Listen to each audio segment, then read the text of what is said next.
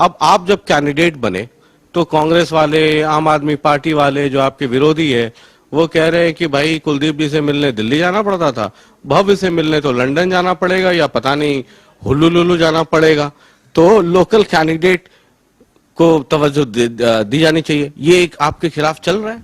आप कैंडिडेट हैं बीजेपी से, है ना, कांग्रेस से जेपी कैंडिडेट और आम आदमी पार्टी से सत्येंद्र आगे कैंडिडेट, है ना। अब लोग आदमपुर में कह रहे हैं कि ये ट्रायंगुलर फाइट हो गई है। आप कैसे देखते हैं आपके जो दो कॉम्पिटिटर्स हैं, कांग्रेस फ्रॉम कांग्रेस जेपी और आम आदमी पार्टी सत्येंद्र? कई लोग ये भी कहते हैं कि ये आप बीजेपी में आ गए, बीजेपी परिवारवाद का बड़ा विरोध करती है, आप लोग भी करते हैं, तो ये तो फिर भजन लाल, फिर जसमा देवी, फिर कुलदीप बिश्नोई, रेणुका बिश्नोई, फिर अब आप आ गए भव्य बिश्नोई एज एन कैंडिडेट। भूल जाइए भजन लाल परिवार, आप बीजेपी के कैंडिडेट हैं और कई और कैंडिडेट हैं अलग अलग पार्टियों से। आप अपने आप को कहां पाते हैं? और अगर आदमपुर का कोई एक वोटर पूछे कि भाई why should we vote for Bhavya, Bhavya को ही वोट क्यों दे, why not Congress, why not Aam Aadmi Party, या for that matter why not some other party, किसी और पार्टी को क्यों नहीं, क्यों बीजेपी के? आदमपुर पे पूरे हरियाणा ही नहीं पूरे हिंदुस्तान की नजर टिकी हुई है। यूं तो ये बाई इलेक्शन है और है तो भजन लाल परिवार का गढ़। पिछले कई चुनाव से भजन लाल परिवार के ही किसी न किसी सदस्य की यहां से जीत होती रही है। पार्टी चाहे कांग्रेस रही हो, हजका रही हो, या बीजेपी में आ गए हो, या कुछ भी, या कांग्रेस रही हो, लेकिन इस बार इस जनरेशन या इस परिवार का एक लेटेस्ट जनरेशन यानी भव्य चुनावी मैदान में। यूं तो भव्य जो लोकसभा चुनाव था पिछला वो भी लड़ चुके हिसार से, हालांकि कांग्रेस के टिकट पे थे, हार गए थे। और इस बार जब कुलदीप बिश्नोई कांग्रेस से बीजेपी में आ गए तो भव्य को टिकट मिला है बीजेपी की तरफ से। भव्य, बहुत बहुत स्वागत है आपका। बहुत बहुत धन्यवाद, थैंक यू। ये एक चैलेंज है आपके लिए, चैलेंज इन द सेंस कि आपकी अपनी ही फैमिली की एक हिस्ट्री रही है, उस हिस्ट्री को आगे बढ़ाना है। तो होता है ना कि अगर किसी फैमिली में कोई अगर आईआईटी क्लियर कर रहा हो, जेई एडवांस है, यूपीएससी, तो पिताजी का रैंक अगर 120 था तो बेटे से उम्मीद की जाती है कि विद इन 100 हो जाए। नहीं, निस्संदेह मैं इसको चैलेंज के रूप में नहीं देखता। देखिए, क्योंकि चौधरी भजनलाल जी का जो कद है वो मैं 7 जन्मों में नहीं पूरा कर सकता। उनका जो उनकी जो रिस्पेक्ट है, जो उन्होंने एक प्रकार से आदमपुर को पूरे हिंदुस्तान में पहचान दिलाई, उसका मुकाबला पूरी जिंदगी नहीं कर सकता। पिताजी की बात करूं तो मैं उस धरती को पूछता हूं जिस पर वो चलते हैं, मेरे वो सब कुछ है, मेरी प्रेरणा स्रोत है, उनका भी मुकाबला मैं कभी कर नहीं पाऊंगा। तो that's a lost battle in itself. ये कहते हुए मुझे भरोसा है अपने आप पर, अपनी एबिलिटीज पर, कि मैं जो मेरा अनुभव रहा है जिंदगी का, शिक्षा का, तो मैं एक नए प्रकार से एक नया पर्सपेक्टिव आदमपुर के लिए लेकर आऊंगा। और मेरा सौभाग्य है कि मुझे मौका मिला। और इतना जरूर कह सकता हूँ आदमपुर के मेरे परिवार को कि इनकी मान और सम्मान को आगे बढ़ाने में मैं कोई कमी और कोई कसर आने नहीं दूंगा। आप कैंडिडेट हैं बीजेपी से, है ना, कांग्रेस से जेपी कैंडिडेट और आम आदमी पार्टी से सत्येंद्र आगे कैंडिडेट, है ना। अब लोग आदमपुर में कह रहे हैं कि ये ट्रायंगुलर फाइट हो गई है। आप कैसे देखते हैं आपके जो दो कॉम्पिटिटर्स हैं, कांग्रेस फ्रॉम कांग्रेस जेपी और आम आदमी पार्टी सत्येंद्र? लोकतंत्र है, लोकतंत्र में सभी को चुनाव लड़ने का अधिकार है और जो भी मेरे सामने आता है उनका स्वागत है, उनका सम्मान है। लेकिन मैं कुछ इसको चुनौती नहीं मानता।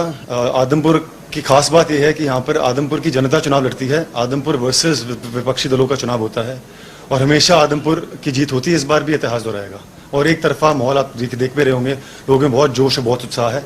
इस बार भी एक तरफा माहौल रहेगा और आदमपुर जीतेगा।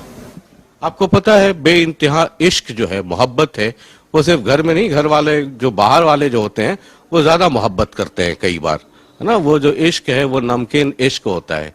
अब आप जब कैंडिडेट बने तो कांग्रेस वाले, आम आदमी पार्टी वाले जो आपके विरोधी है, वो कह रहे हैं कि भाई कुलदीप जी से मिलने दिल्ली जाना पड़ता था, भव्य से मिलने तो लंदन जाना पड़ेगा या पता नहीं हुल्लू लुल्लू जाना पड़ेगा, तो लोकल कैंडिडेट को तवज्जो दी जानी चाहिए। ये एक आपके खिलाफ चल रहा है। मुझे इनकी बातों पर हंसी आती है, पर जो आपने लास्ट सेंटेंस आपने कहा कि लोकल आदमी को तवज्जो देना चाहिए, वो बिल्कुल सही बात है। मैं लोकल ही हूँ, आदमपुर का हूँ। मैं हिंदुस्तान में पला बड़ा। सिर्फ हायर एजुकेशन के लिए मैं विदेश गया। यूनिवर्सिटी हार्वर्ड की बात करें, ऑक्सफोर्ड एलएसी में पढ़कर आया। मेरा सौभाग्य है और जो मेरी शिक्षा रही, मैंने पहले भी कहा, उसका लाभ मैं आदमपुर को ही दिलाऊंगा। और अगर ये मुझे जिस तरह से अब ये लोग क्रिटिसिज्म मेरे सामने कर रहे हैं, मैं उनको बताना चाहता हूं कि हरियाणा प्रदेश का कोई एक ऐसा जिला नहीं है जिसका मैंने दौरा ना किया हो। हिसार लोकसभा क्षेत्र की बात करें, मैं वहां से चुनाव भी लड़ा, कोई ऐसा एक गांव नहीं जिसका मैं दौरा ना किया हो। और आदमपुर में लोगों को नाम से जानता हूं, मेरा घर है ये, और मैं लोकल कैंडिडेट हूं, तो उनकी बात से मैं सहमत हूं कि लोकल को जिताना चाहिए। कई लोग ये भी कहते हैं कि ये आप बीजेपी में आ गए, बीजेपी परिवारवाद का बड़ा विरोध करती है, आप लोग भी करते हैं, तो ये तो फिर भजन लाल, फिर जसमा देवी, फिर कुलदीप बिश्नोई, रेणुका बिश्नोई, फिर अब आप आ गए। देखिए, अगर परिवारवाद का मतलब ये है कि आदमपुर मेरा परिवार है, तो मैं इस बात का गुनहगार हूं। और जैसा कि आप जानते हैं कि हम लोकतंत्र में जी रहे हैं, कोई राज तिलक का कोई तो काम है नहीं, मतदान से उम्मीदवार चुना जाता है, तो कोई वजह होगी जिसकी वजह से इतने सालों से आदमपुर की जनता हमें, हमारे परिवार को आशीर्वाद दे रही है। भव्य बिश्नोई एज एन कैंडिडेट, भूल जाइए भजन लाल परिवार, आप बीजेपी के कैंडिडेट हैं और कई और कैंडिडेट हैं अलग अलग पार्टियों से, आप अपने आप को कहां पाते हैं? और अगर आदमपुर का कोई एक वोटर पूछे कि भाई why should we vote for Bhavya, Bhavya को ही वोट क्यों दे, why not Congress, why not Aam Aadmi Party, या for that matter why not some other party, किसी और पार्टी को क्यों नहीं, क्यों बीजेपी के ही भव्य को? सबसे पहले तो आदमपुर से यंग कंस्टिट्यूएंसी और एक मैं नौजवान होने के नाते अपने युवा साथियों की ज़रूरतों को अच्छी तरह से समझता हूं। इसके साथ साथ मुझ पर मेरे दादाजी का हमेशा आशीर्वाद रहा, उनसे मैंने बहुत कुछ सीखा, उनके पचनों पर मैं चलना चाहता हूँ। पिताजी से मुझे बहुत कुछ सीखने को मिला। तो एक तो सबसे पहले ये मेरा एडवांटेज है कि आदमपुर मेरा घर है, मुझे मेरे खून में चौधरी भजनलाल जी का, मेरे रगों में चौधरी भजनलाल जी का खून दौड़ता है, तो एक तो ये मेरा बहुत बड़ा एडवांटेज है, इसका मैं मानता हूँ मेरा सौभाग्य है। इसके अलावा आपको याद होगा कि 2019 में जब लोकसभा चुनाव हुआ था, तो मैंने एक मैनिफेस्टो, बहुत ही विस्तृत एक संकल्प पत्र जारी किया था अपने निर्वाचन क्षेत्र के लिए, और उस हो सकता है कि हिंदुस्तान के इतिहास में मैं पहला उम्मीदवार था जिसने ऐसे कुछ किया हो। तो मैं कुछ नया विजन लेकर आदमपुर के लिए भी बहुत जल्द आपके सामने लेकर आऊंगा। तो इस वजह से मैं समझता हूं कि लोगों को मुझे आशीर्वाद देना चाहिए, क्योंकि एक तो आदमपुर मेरा घर है, और उसके अलावा भी एक मैं नया नौजवान उम्मीदवार होने के नाते एक नया विजन लेकर सामने आऊंगा। आदमपुर के डेवलपमेंट का एक रोड मैप है, क्योंकि अभी देखिए सड़कें टूटी हुई हैं, बहुत बुरा हाल है, तो एक रोड मैप है आपके दिमाग में? जी बिल्कुल, रोड मैप मैं बना रहा हूं। और आपने बात जिक्र की सड़कों की, दरअसल बात यह है कि जब पक्ष, मेरे पिताजी हमेशा विपक्षी विधायक रहे, तो जो मुख्यमंत्री थे उनसे पहले उनकी कोशिश रही कि चौधरी भजनलाल जी का गढ़ है, उनका घर है, किसी तरह से इसको तोड़ा जाए, तो हमेशा आदमपुर के साथ अनदेखी हुई। लेकिन आज हमारा सौभाग्य है कि हमें खट्टर साहब जैसे इतने बड़े दिल और बड़े हृदय के मुख्यमंत्री मिले हैं। अगर हम पिछले 2.5-3 सालों की बात करें, तो 350 करोड़ का बजट पिताजी ने की मेहनत से और सीएम साहब के आशीर्वाद से हमने यहाँ लागू किया है। और पिछले 6 महीने की बात करें तो 530 करोड़ का बजट पिताजी लिख रहे हैं। तो बदलाव आएगा। सड़कों की आपने बात की, सीवरेज, अगर मंडियम में हम बैठे हैं, सीवरेज की है, पानी की पाइपलाइन है की बात करें, पीने के पानी की बात करें, बरसाती पानी की निकासी की बात करें, सड़कों की, बिजली, पानी की बात करें, तो कई सारे ऐसे प्रोजेक्ट हैं जिसकी मंजूरी मिल चुकी है और आने वाले समय में इनको अंजाम भी दिया जाएगा।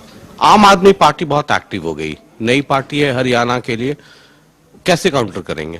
देखिए, मैं सकारात्मक, वो स्कूल की बात कर रहे हैं, स्कूल के धरने में शामिल हो रहे हैं, है ना, तो वो एक आपको लगता है आपके लिए खतरा है?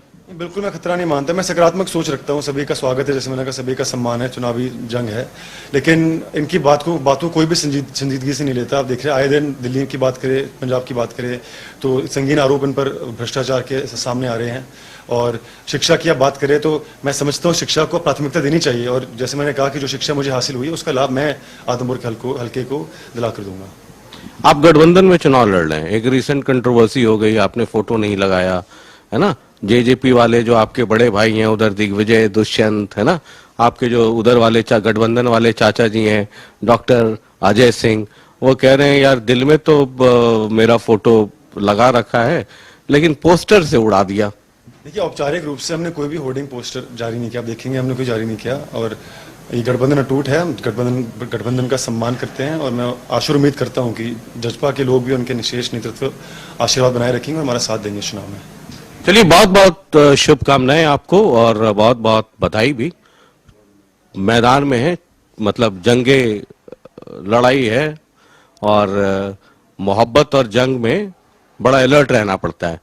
बहुत बहुत शुक्रिया। शुक्रिया शशि जी, बहुत धन्यवाद। तो ये भव्य हैं, और आपको मैंने बताया कि आदमपुर कई कारणों से ये जो बाई इलेक्शन है ये बड़ा दिलचस्प हो गया है।